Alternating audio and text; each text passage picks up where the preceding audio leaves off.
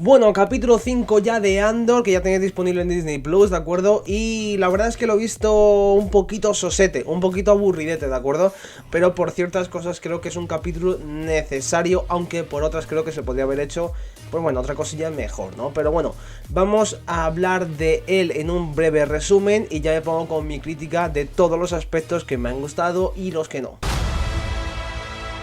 Nos seguimos con varias tramas o frentes abiertos en este punto de la historia. Es que tenemos la trama de Andor con el equipo este, ¿no? Con el equipo suicida este, por así decirlo, que básicamente es todo el episodio, o sea, engloba todo lo importante del episodio. Y en él básicamente lo que hemos visto, lo que nos muestran, es ver cómo Andor va ganando posiciones dentro de este grupo, cómo le ponen a prueba, cómo intentan un poco desestabilizarle de tal manera que le hagan abandonar o quizás provocarle en cierta manera, pero Andor se mantiene bien, se mantiene tranquilo, se mantiene contento y se mantiene firme en sus decisiones, lo que hace que vaya ganando confianza en el equipo y que vaya ganando mucho más liderato y mucho más, bueno, que confianza con la gente. Un Andor que tiene las cosas muy claras con el plan, que no quiere que salga nada mal y que tiene miedo lógicamente de que le escojan, ¿no?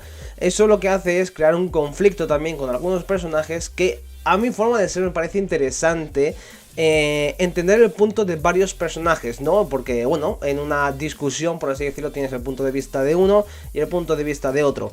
Aquí, por ejemplo, lo que prima y lo que tiene razón es el punto de vista de Andor. ¿Pero por qué? Porque quizás la versión o lo que quiere decir la otra parte de la discusión no es del todo equilibrada, no es del todo buena. O sea, quizás si en los diálogos hubieran puesto un poquito más de peso, un poquito más de gana, ¿no? En quizás crear un conflicto mucho más grave, un conflicto mucho más duro en ese sentido, quizás hubiera funcionado mucho más ese conflicto. Porque sí, el conflicto me lo he creído, pero en ciertos puntos era como, bueno, Andor tiene que llevar la razón sí o sí, no, ya está, es que no vas a tener nada que hacer.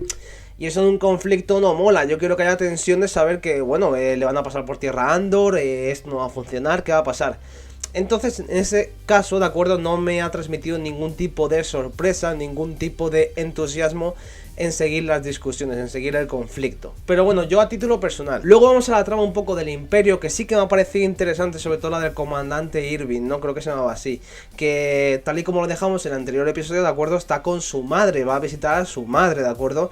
Y aquí vemos por fin esa relación que tiene con su madre, esa profundización del personaje para con su madre, que la verdad es que la madre es un poquito cabrona en todos los sentidos, porque el chaval se ve que quiere como entablar una relación buena con su madre, que quiere como conectar con ella, pero la madre en realidad lo que hace es alejarle, es atacarle todo el rato, ¿no? Y vemos ahí un poco la ruptura del personaje, ¿no? Del comandante. Y la verdad es que es una ruptura que me parece muy interesante de cómo la han tratado. Porque sí que es verdad que el Imperio siempre se ve inquebrantable, se ve como una pieza uniforme. Y nos olvidamos muchas veces de que esos soldados también pueden tener sentimientos, de que también hay gente debajo de esas máscaras, ¿no? Debajo de esos cascos, perdón. Entonces tener este contrapunto en la historia y que se respire, que se deje tiempo, que se deje en silencios muchas conversaciones, que se maneje todo a través de la tensión que genera la secuencia, me parece lo más acertado y lo más interesante yo creo que he visto en una serie o película de Star Wars, ¿no? Ver un poco eso, ¿no? O sea, ver la profundización, ver al personaje de verdad que hay detrás de esos cascos, ¿no? Creo que eso era muy interesante tratar, creo que lo han tratado muy bien, aunque sea con un simple personaje, pero creo que este drama creado a través de este comandante, creo que va a ser de lo mejor de la serie, porque creo que va a ser una manera como otra cualquiera de redimir al personaje de una forma correcta, no tarde, o sea, no deprisa y corriendo y de una manera tardía. Creo que este personaje puede molar muchísimo. Toda la historia tenemos a otra comandante, la chica rubia esta, que no me acuerdo del nombre, soy malísimo para los nombres, perdonadme, pero bueno, la estáis viendo en pantalla. Vemos cómo quiere ir tras Andor, quiere ir tras la pista de estos delincuentes, por así decirlo, ¿no? Quiere ir tras la pista de este escuadrón.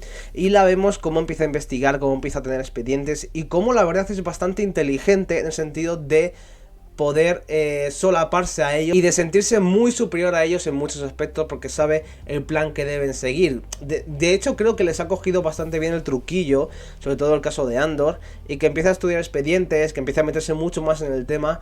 Creo que podría ser un gran problema y creo que estamos ante la villana de la temporada. Creo que es la que más va a meter en problemas a Andor y al equipo, y creo que es interesante en el sentido de que me parece un personaje que puede dar mucho, ¿de acuerdo?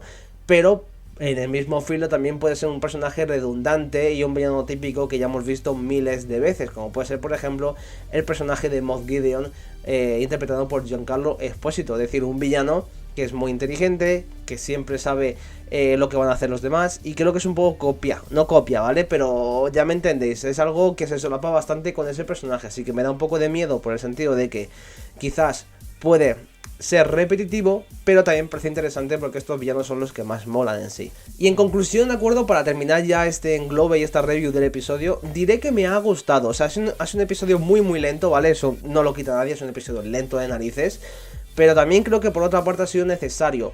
Punto de por qué digo eso, primer punto, ¿de acuerdo? Porque profundiza muy bien en personajes dentro del escuadrón suicida que de Star Wars, por así decirlo, ¿de acuerdo?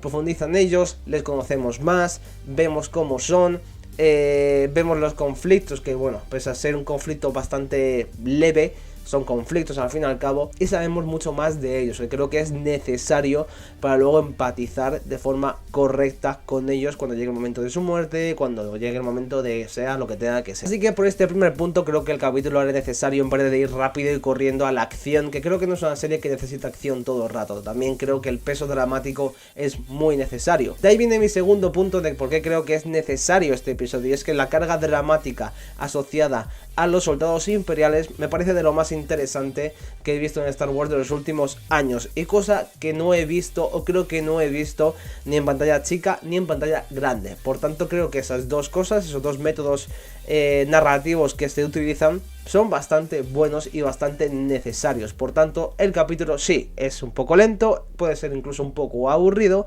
pero también es necesario para extender las tramas y llegar a una conclusión satisfactoria sin ir rápido y corriendo. Pero bueno, esta es mi opinión, así que la tuya déjamela en los comentarios para que yo la vea. Hasta aquí el vídeo de hoy, cinéfilos. Si os ha gustado, pues un like, si no, pues un dislike. Recordad suscribiros, activar la campanita y recordad que nos vemos en próximos vídeos como siempre. Chao.